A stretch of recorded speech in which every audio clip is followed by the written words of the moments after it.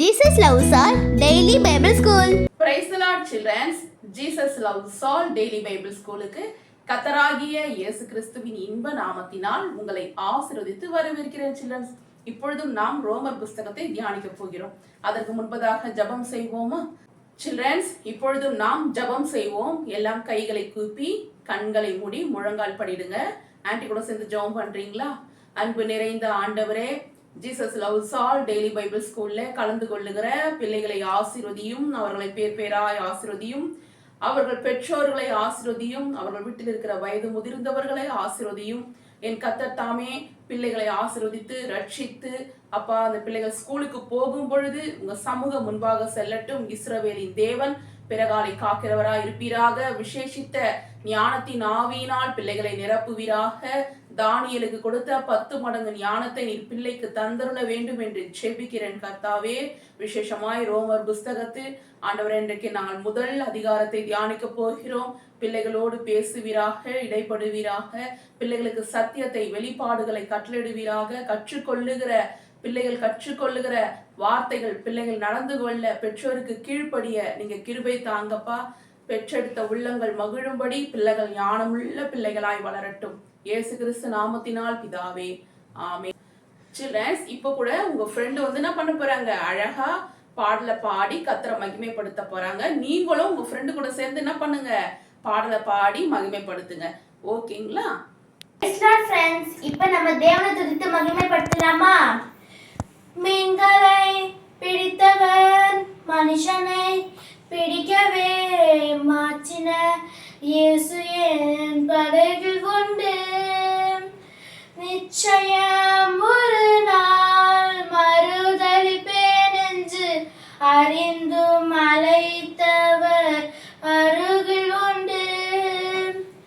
நான் வீசும் வலைகளெல்லாம் வெறுமையாய் வந்தாலும் என்னோடு அவர் இருக்க குறையுது. புயல் அடித்தாலும் மழை அடித்தாலும் என் துதிகள் ஓயாது. கரை தெரியாமல் கண் அணைந்தாலும் என் துதிகள் ஓயாது. என் நம்பிக்கை அவமானாலும் என் துதிகள் ஓயாது. கைவிட தெரியாதவரை விட்டு ஓட முடியாது. உம்மை விட்டால் நம்புவதற்கு வேற யாரும் கிடையாது. கைவிட தெரியாதவரை விட்டு ஓட முடியாது. உம்மை விட்டால் நம்புவதற்கு வேற யாரும் கிடையாது. கடலிலே மிதந்திடும் படகை நான் நம்பல. கடல் மீது நடப்பவரை நம்பி வந்தேன். நீந்திட தெரிந்த மீனவனாயிருந்தும் நீர் வந்து கை தூக்க காத்திருந்தேன். நான் மூலம் செய்திட ஊர் பேச விட மாட்டேன். அழைத்தவர் கைவிட பேச வைத்தேன். புயல் அடித்தாலும் மழை அடித்தாலும் என் துதிகள் ஓயாது. கரை தெரியாமல் கண் அலைந்தாலும் என் துதிகள் ஓயாது. என் நம்பிக்கை அவமானாலும் என் துதிகள் ஓயாது. கைவிட தெரியாதவரை விட்டு ஓட முடியாது. உம்மை விட்டால் நம்புவதற்கு வேற யாரும் கிடையாது. கைவிட தெரியாதவரை விட்டு ஓட முடியாது. உம்மை விட்டால் நம்புவதற்கு வேற யாரும் கிடையாது. Thank you friends. அப்போஸ்தலனாகிய பவுல் ரோமாபுரியாருக்கு எழுதின நிருபம் 1 அதிகாரம் 1 இயேசு கிறிஸ்துவின் ஊழியக்காரனும் அப்போஸ்தலனாகும்படி அழைக்கப்பட்டவனும் தேவனுடைய சுவிசேஷத்திற்காக பிரித்தெடுக்கப்பட்டவனுமாகிய பவுல். 2 ரோமாபுரியில் உள்ள தேவ பிரியரும் பரிசுத்தவான்களாகும்படி அழைக்கப்பட்டவர்களுமாகிய அனைவருக்கும் எழுதுகிறதாவது. 3 நம்முடைய பிதாவாகிய தேவனாலும் கர்த்தராகிய இயேசு கிறிஸ்துவினாலும் உங்களுக்கு கிருபையும் சமாதானமும் உண்டாவதாக. 4ஆம் வசனம். இயேசு கிறிஸ்துவை குறித்து தேவன் தம்முடைய தீர்க்கதரிசிகள் மூலமாய் பரிசுத்த வேதாகமங்களில் முன்னே தம்முடைய சுவிசேஷத்தை பற்றி வாக்குதத்தம் பண்ணினபடி கர்த்தராகிய இயேசு கிறிஸ்துவானவர் 5ஆம் வசனம். மாமிசத்தின்படி தாவீதின் சந்ததியில் பிறந்தவரும் பரிசுத்தமுள்ள ஆவியின்படி தேவனுடைய சுதனென்று மரித்தோரிலிருந்து உயிர்த்தெழுந்ததினாலே பலமாய் ரூபிக்கப்பட்ட தேவகுமாரனுமாயிருக்கிறார். 6ஆம் வசனம். அவர் சகல ஜாதிகளையும் அவர்களுக்குள் இயேசு கிறிஸ்துவினால் அழைக்கப்பட்டவர்களாகிய உங்களையும் 7ஆம் வசனம். தமது நாமத்தின் நிமித்தம் விசுவாசத்துக்கு கீழ்ப்படிய பண்ணும் பொருட்டு எங்களுக்கு கிருபையும் அப்போஸ்தல ஊழியத்தையும் அருளி செய்திருக்கிறார். 8ஆம் வசனம். உங்கள் விசுவாசம் உலகமெங்கும் பிரசித்தமாயிருக்கிறபடினாலே முதலாவது நான் உங்கள் எல்லோருக்காகவும் இயேசு கிறிஸ்து மூலமாய் என் தேவனை ஸ்தோத்தரிக்கிறேன். 9ஆம் வசனம். நான் ஜெபம் பண்ணும் போதெல்லாம் இடைவிடாமல் உங்களை நினைத்து கொண்டிருக்கிறதை குறித்து தமது குமாரனுடைய சுவிசேஷத்தினாலே என் ஆவியோடு நான் சேவிக்கிற தேவன் எனக்கு சாட்சியாக இருக்கிறார். 10ஆம் வசனம். நீங்கள் ஸ்திரப்படுவதற்காக ஆவிக்குரிய சில வரங்களை உங்களுக்கு கொடுக்கும்படிக்கும். 11ஆம் வசனம். உங்களிலும் என்னிலும் உள்ள விசுவாசத்தினால் உங்களுடைய கூட நானும் ஆறுதல் அடையும்படிக்கும் உங்களை காண வாஞ்சையாயிருக்கிறபடியினாலே. 12ஆம் வசனம். எவ்விதத்திலாவது நான் உங்களிடத்தில் வருகிறதற்கு தேவனுடைய சித்தத்தினாலே எனக்கு நல்ல பிரயாணம் சீக்கிரத்தில் கிடைக்க வேண்டுமென்று வேண்டிக் கொள்ளுகிறேன். 13ஆம் வசனம். சகோதரரே, புறஜாதிகளான மற்றவர்களுக்குள்ளே நான் பலனை அடைந்தது போல உங்களுக்குள்ளும் சில பலனை அடையும்படிக்கு உங்களிடத்தில் வர பல முறை யோசனையாயிருந்தேன். ஆயினும் இதுவரைக்கும் எனக்கு தடை உண்டாயிற்று என்று நீங்கள் அறியாதிருக்க எனக்கு மனமில்லை. 14ஆம் வசனம். கிரேக்கருக்கும் மற்ற அந்நியர்களுக்கும் ஞானிகளுக்கும் மூடருக்கும் நான் கடனாளியாயிருக்கிறேன். 15ஆம் வசனம். ஆகையால் ரோமாபுரியில் இருக்கிற உங்களுக்கும் என்னால் இயன்ற மட்டும் சுவிசேஷத்தை பிரசங்கிக்க விரும்புகிறேன். 16ஆம் வசனம். கிறிஸ்துவின் சுவிசேஷத்தை குறித்து நான் வெட்கப்படேன். முன்பு யூதரிலும் பின்பு கிரேக்கரிலும் விசுவாசிக்கிறவன் எவனோ அவனுக்கு ரட்சிப்பு உண்டாவதற்கு அது தேவபலனாயிருக்கிறது. 17ஆம் வசனம். விசுவாசத்தினாலே நீதிமான் பிழைப்பான் என்று எழுதியிருக்கிறபடி விசுவாசத்தினால் உண்டாகும் தேவ நீதி விசுவாசத்திற்கென்று அந்த சுவிசேஷத்தினால் வெளிப்படுத்தப்படுகிறது. 18ஆம் வசனம். சத்தியத்தை அநியாயத்தினாலே அடக்கி வைக்கிற மனுஷருடைய எல்லாவித அவபக்திக்கும் அநியாயத்துக்கும் விரோதமாய் தேவ கோபம் வானத்திலிருந்து வெளிப்படுத்தப்பட்டிருக்கிறது. 19ஆம் வசனம். தேவனை குறித்து அறியப்படுவது அவர்களுக்குள்ளே வெளிப்பட்டிருக்கிறது. தேவனே அதை அவர்களுக்கு வெளிப்படுத்தி இருக்கிறார். 20ஆம் வசனம். எப்படி என்றால் காணப்படாதவைகளாகிய அவருடைய நித்திய வல்லமை தேவத்துவம் என்பவைகள் உண்டாக்கப்பட்டிருக்கிறவைகளினாலே உலகம் உண்டானது முதற்கொண்டு தெளிவாய் காணப்படும். ஆதலால் அவர்கள் போக்கு சொல்ல இடமில்லை. 21ஆம் வசனம். அவர்கள் தேவனை அறிந்தும் அவரை தேவனென்று மகிமைப்படுத்தாமலும் ஸ்தோத்திரியாமலும் இருந்து தங்கள் சிந்தனைகளினாலே வீணரானார்கள். உணர்வில்லாத அவர்களுடைய இருதயம் இருளடைந்தது. 22ஆம் வசனம். அவர்கள் தங்களை ஞானிகள் என்று சொல்லியும் பைத்தியக்காரராகி. 23ஆம் வசனம். அழிவில்லாத தேவனுடைய மகிமையை அழிவுள்ள மனுஷர்கள், பறவைகள், மிருகங்கள், ஊரும் பிராணிகள் ஆகிய இவைகளுடைய ரூபங்களுக்கு ஒப்பாக மாற்றினார்கள். 24ஆம் வசனம். இதன் நிமித்தம் அவர்கள் தங்கள் இருதயத்தில் உள்ள இச்சைகளினாலே ஒருவரோடொருவர் தங்கள் சரீரங்களை அவமானப்படுத்தத்தக்கதாக தேவன் அவர்களை அசுத்தத்திற்கு ஒப்பு கொடுத்தார். 25ஆம் வசனம், தேவனுடைய சத்தியத்தை அவர்கள் பொய்யாக மாற்றி சிருஷ்டிகரை தொழுது சேவியாமல் சிருஷ்டியை தொழுது சேவித்தார்கள். அவரே என்றென்றைக்கும் ஸ்தோத்தரிக்கப்பட்டவர். ஆமென். 26ஆம் வசனம், இது நிமித்தம் தேவன் அவர்களை இழிவான இச்சை ரோகங்களுக்கு ஒப்பு கொடுத்தார்.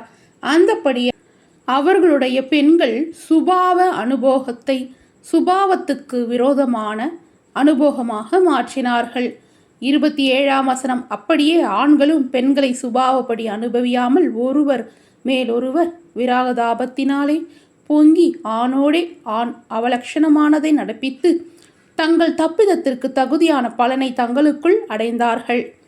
28ஆம் வசனம், தேவனை அறியும் அறிவை பற்றி கொண்டிருக்க அவர்களுக்கு மனதில்லாதிருந்தபடியால் தகாதவைகளை செய்யும்படி தேவன் அவைகளை கேடான சிந்தைக்கு ஒப்பு கொடுத்தார்.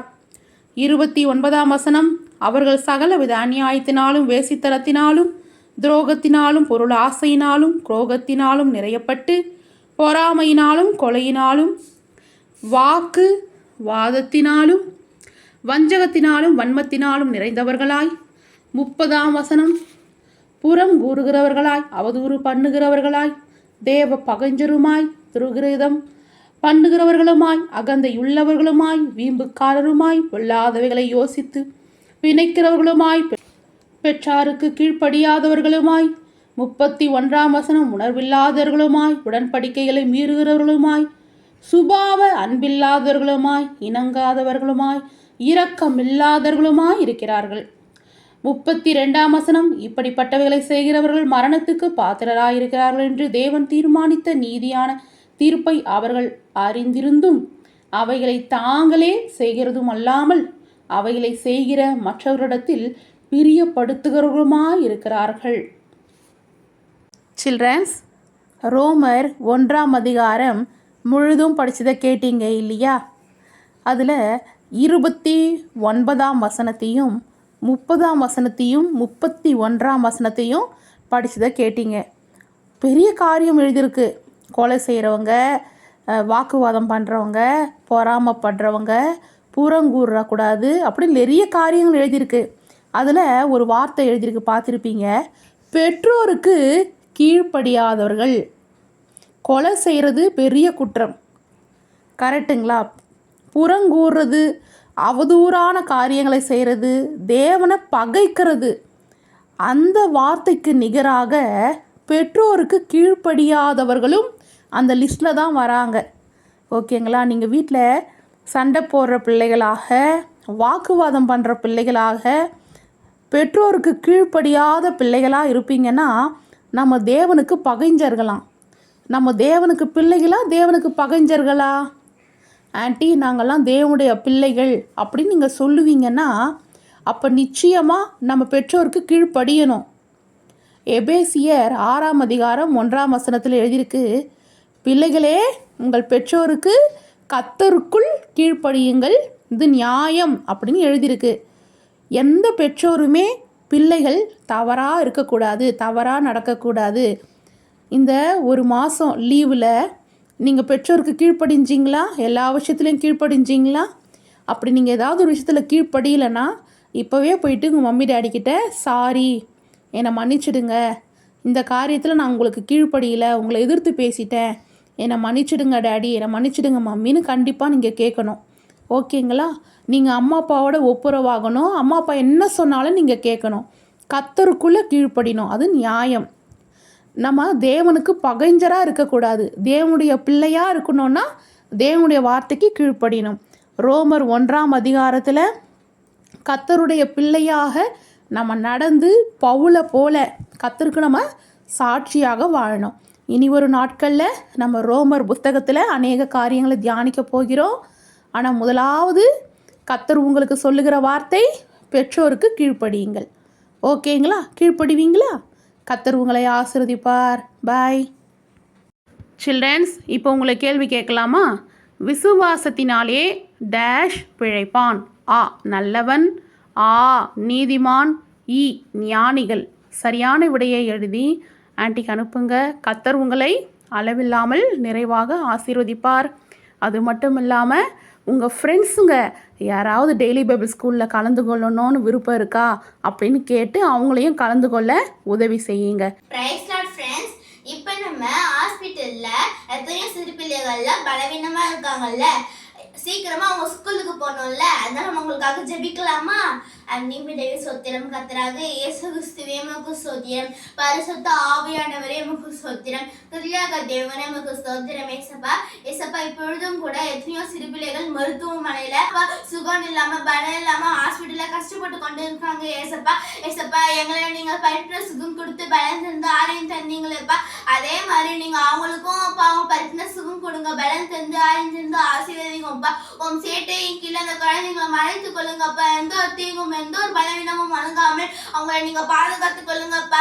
ஏசப்பா எகிப்தருக்கு வர பண்ண வியாதிகளையும் ஒன்றையும் நான் உனக்கு வர பண்ண மாட்டேன், நான் உன் பலகரே கத்து என்று சொல்லியிருக்கிறது போல அவங்க பலவீனங்கள் துன்பங்கள்லாம் மாறணும்ப்பா. நீங்க சொல்லியிருக்கீங்களே ஏசப்பாடி துன்பத்தை கண்ட நாட்களுக்கும் நீ துன்பத்தை கண்ட நாட்களுக்கும் சரியா திருப்தியாக்குவேன்னு சொன்னது போல அவங்களோட பலவீனங்கள் நீங்க அவங்க சுகமா இருக்கணும்ப்பா. அவங்க பேரண்ட்ஸ் படுற கஷ்டத்துல நீங்க அறிஞ்சிருக்கீங்களே ஏசப்பா, சுகம் அளிக்கும் மனமும் வாழ்ந்த காரம் நான் ப்ரே பண்ற வேலையில அவங்க மீது செல்வதாகப்பா. எந்தெந்த குழந்தைங்களை ஆபரேஷன் தியேட்டர்ல இருக்கோ அவங்க எல்லாரும் ரத்தத்தினால வேலையடைக்கப்படணும்ப்பா, எல்லாம் நார்மல் வரணும் ஏசப்பா. ஏசப்பா அவங்க நீங்க பரிபூர்ண சுகம் கொடுங்க ஏசப்பா. அவங்க ரத்தத்தினால வேலை எடுத்துக்கொள்ளுங்கப்பா. இந்த மரத்தை பார்த்தால் வேலைப்பட்டு சொன்னபடாதும் எழுதியிருக்கேன் ஏசப்பா. நீங்க அவங்களுக்காக நீங்க இந்த சிலுவையில நீங்க சுகத்தை சம்பாதிச்சு வச்சுட்டீங்க ஏசப்பா. நாங்க சுகத்தை வாங்கிக்கொள்வது எங்க வேலை ஏசப்பா. எங்களுக்காக நீங்க அந்த சிலுவையில அந்த கேட்டடைந்தீங்க பார்க்க ரூபமா நீங்கப்பா. எதற்காகப்பா? இன்றைக்கு நாங்க நல்லா இருக்கணும், நாங்க சுகமா இருக்கணும் தானே பேசப்பா. நீங்க அந்த சிலுவையில அந்த கேட்டடைந்தீங்க ஏசப்பா. உன் கண்கள் கால்கள் வீங்க போச்சு ஏசப்பா. நீங்களும் இந்த எங்களை போல மனுஷனா வந்து இந்த உலகத்துல எங்களை போல சோதிக்கப்பட்டு எங்களை போல பாடுபட்டிருக்கீங்களே ஏசப்பா. உங்களுக்கு கொடான கொடை சோதனம் ஏசப்பா. அங்க இருக்க ஒரு சில பிள்ளைகளும் உங்க ரத்தத்தினால வேலை எடுத்துக்கொள்ளுங்கப்பா, பாதுகாத்து கொள்ளுங்க. ஓரிகா பஷபரிகா பாபா ரிகா பாபா ஓரிகா பஷபரிகா பாபா ரிகா லபரப ஷபரிகா பரபரப பாபா ரிகா பஷபரபரிகா பாபா. சுகமளிக்கும் எல்லாம் பாதுகாக்க உங்களுக்கு மீது செல்வதாகப்பா. எங்கப்பட்ட குழந்தைங்க எல்லாம் அவங்க ரத்தத்தினால வேலை அடிக்கும் படுனப்பா. குழந்தை குழந்தைங்க எத்தனையோ பேர் இங்கப்பட்ட நன்மைட்டா இருக்காங்கப்பா. அவங்க எல்லாரும் அவங்க அம்மா கிட்ட சீக்கிரமா போய் அவங்க அம்மா அப்பா கிட்ட தாய் தந்தை கிட்ட போய் சீக்கிரமா போய் சேர்ந்துடணும்ப்பா ஏசப்பா. அவங்க இனி அனுர நீங்கள் பாக்கியவான்கள், நாளைக்கு நீங்கள் நகைப்பீர்கள் என்று சொன்னபடி அவங்க துன்பத்தையும் அவங்க துக்கத்தையும் நீங்க சந்தோஷமா மாற்றி கொடுப்பீங்க ஏசப்பா. அந்த சாத்தால அந்த சிலுவையில நீங்க அந்த கீழே அடைந்தீங்க ஏசப்பா. அந்த சாத்தால நீங்க அந்த கோலமாக்கி நீங்க சிலுவையில வெற்றி சிறந்தீங்களே ஏசப்பா.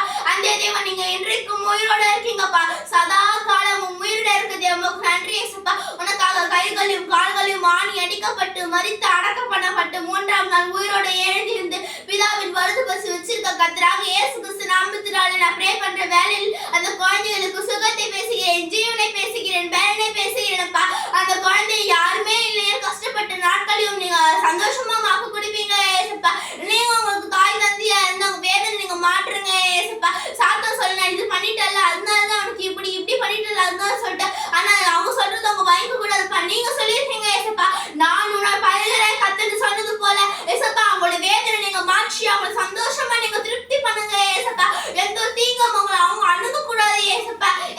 அவங்க எத்தனை நாட்கள் கஷ்டப்பட்டாங்க, எல்லா நாட்களும் நீங்க தீங்க இல்லாமல் அவங்களுக்கு மகிழ்ச்சியாக போறீங்க ஏசப்பா.